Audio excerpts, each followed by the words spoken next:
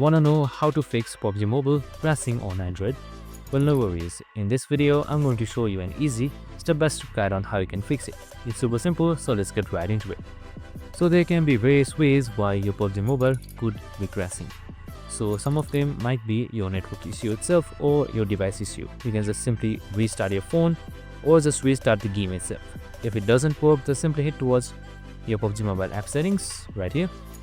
And now once you're there, on the bottom right side you can see clear data. Just simply select it. Now once you've selected clear data, just simply head towards clear cache right here.